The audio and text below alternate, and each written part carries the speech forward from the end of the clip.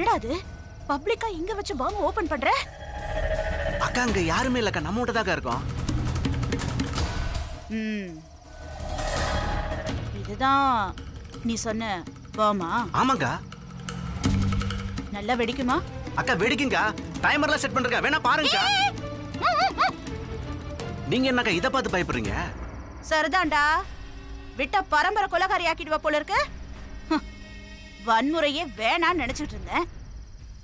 என்ன போய் பாம்பு வைக்கிற அளவுக்கு விட்டுட்டா அந்த லட்சுமி.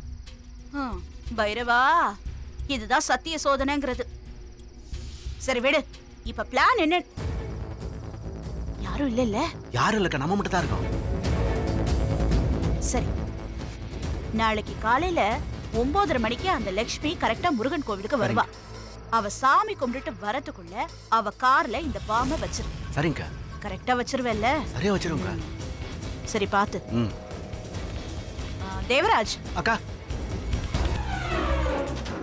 அவ கார்ல ஏறின 20 நிமிஷத்துல கரெக்டா பாம்பு வெடிக்கிற மாதிரி டைம் ஃபிக்ஸ் பண்ணு. சரிங்க. பக்காவா? பக்காவா, அதே பாருங்கக்கா. ஏய் சொன்ன அவ்வளவுதான்க்கா. இல்ல ஒரு நிமிஷம். நீ கோயிலுக்கு போவேனா?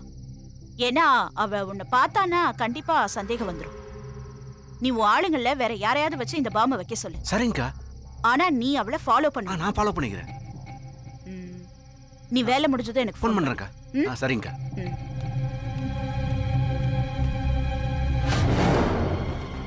வா, இந்த காரியத்தையும் கச்சிதமா முடிச்சிட்டு அக்காட்ட பணத்தை கறந்துட வேண்டியதா. யாரும் இல்லை.